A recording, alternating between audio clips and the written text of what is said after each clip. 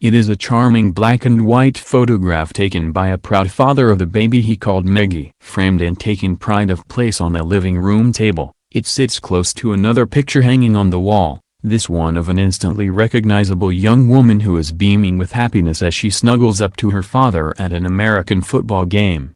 Both photographs are, says Thomas Markle, the estranged father of Meghan Markle, poignant daily reminders of the rift that now exists between himself, the daughter he loves, and his son-in-law Prince Harry. Mr. Markle's sunny living room overlooking the Pacific Ocean in Rosarito, a small beach community just south of the U.S.-Mexico border, is filled with pictures of all his children, including Meghan's older half-siblings, Tom Jr. and Samantha. But only Meghan has her own commemorative mugs, displayed on Mr. Markle's mantelpiece, which celebrate her May 2018 wedding to Prince Harry and the birth of the couple's son, Archie Harrison, born a year later, the grandson Mr. Markle has yet to meet.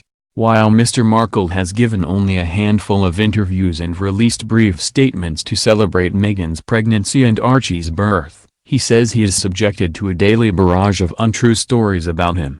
Today, he is speaking out for the first time since Archie's birth because he feels he is being unfairly vilified and cut out of his grandson's life. I would like them to send me a picture of Archie so I can frame it and put it on my wall beside the one of Meghan. Isn't that what any grandfather would want? I'd love to know if he's got the famous Markle nose. It was Meghan's 38th birthday last month. I sent her a card via her financial advisor in LA but received no acknowledgement, he says. I have no idea if she got it. I'd like to do a piece saying the 10 things people don't know about me, but there are way more than 10. What upsets me is when people who don't know me say negative things about me. Until you know me, what gives you that right? He never received an official wedding invitation. He was forced to abandon plans to walk his daughter down the aisle after suffering 2 heart attacks, and, perhaps most sadly of all, he has only ever seen a picture of his new grandson on the internet. Fiercely, I love my daughter. She's my baby and this is my favorite ever picture of her, says Mr. Markle, as he looks at the cherished framed picture of Meghan, then Age 2, which is published today for the first time. I took that photograph and I always loved it because of the pensive look on her face. That was my Meggie. We were so close. I would come home from work, he was an award-winning Hollywood lighting director, and I would hold her against my chest and we would walk around for hours and hours. Anyone who knew me, the first question out of their mouth would be, "How's Meg?" I talked about her all the time. I was so proud of her. I'm still proud of her. Sometimes I get the feeling people think I don't love my daughter. I do love her very much. I would love nothing more than to put a picture of Archie in a frame and place it beside the one of Meghan. He points out the picture of him with a 20-year-old beaming Meghan taken when she was a student at prestigious Northwestern University in Illinois. Meghan secretly surprised her father, an American football fan, with tickets to see a game at Ryan Field Stadium on the campus in Evanston, a suburb north of Chicago. It was a freezing cold day and I had to keep running off to buy more clothes to keep us warm, he recalls. The wind was blowing straight off Lake Michigan but Meghan and I had the best time. I love that picture because that was such a happy day. I have so many happy memories like that. There was never any problem between Meghan and me until recently. I've stayed quiet because Meghan was pregnant with Archie, but I'm speaking out now because they and their PR people are continuing to ghost me out of her life. Of course I'm disappointed not to see Archie. I had hoped becoming a mother would mellow Meghan and she would reach out. He takes issue with celebrity friends of Meghan and Harry launching personal attacks on him. People who don't know me make judgments, he says. My daughter's new A-list friends have no right to speak about me until they know me. Mr. Markle says he has apologized repeatedly for staging photographs with the paparazzi, which appeared in this newspaper, just days before the wedding. I was approached by a photo agency which said it would be a way to improve my image because the press were making me look like a homeless guy. It was a huge mistake. I wanted to apologize to the royal family publicly but Meghan and Harry told me not to. So I texted Jason Knopf, who was Harry and Meghan's then press secretary, and he asked me what I'd like to say. I said I wanted to apologize to the Queen and the royal family and that I meant no harm. That apology never came out. I don't know why. When he suffered 2 heart attacks and ended up in hospital, Mr. Markle never heard afterwards from either his daughter or son-in-law, and he was forced to cancel his flight across the Atlantic to the wedding on doctor's orders.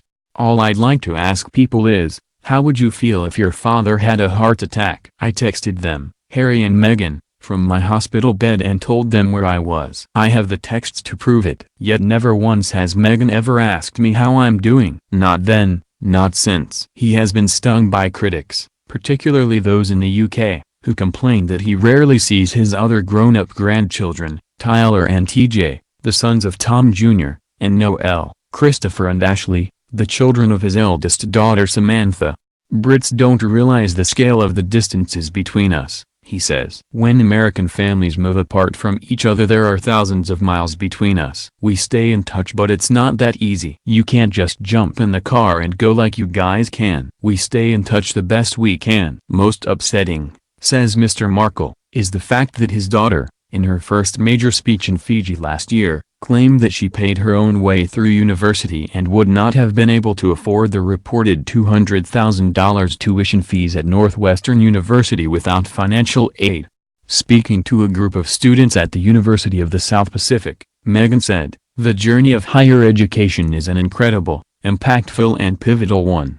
I am also fully aware of the challenges of being able to afford this level of schooling for many people around the world, myself included. It was with scholarships, financial aid programs, and work-study from my earnings from a job on campus that went directly towards my tuition that I was able to attend university, and without question it was worth every effort."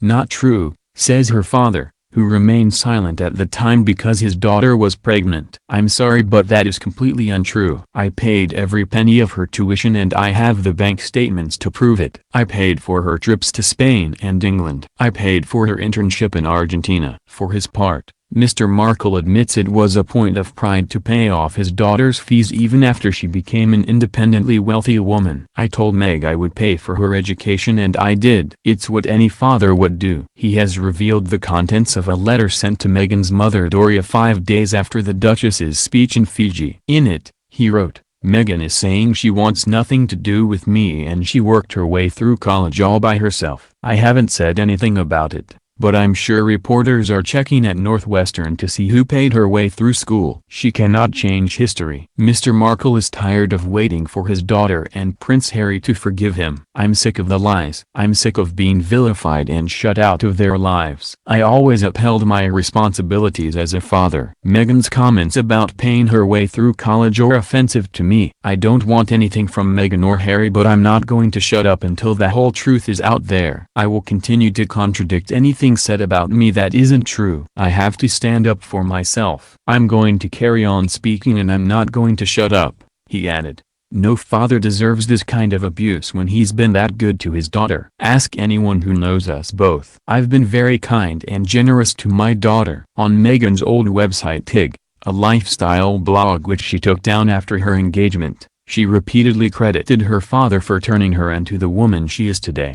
There was one famous post about how she was given a form at school and asked to identify her ethnicity. Meghan didn't know which box to choose because she didn't want to offend either her mother or father. She came home and asked her father, who told her, "Draw your own box and say who you are and I will back you up."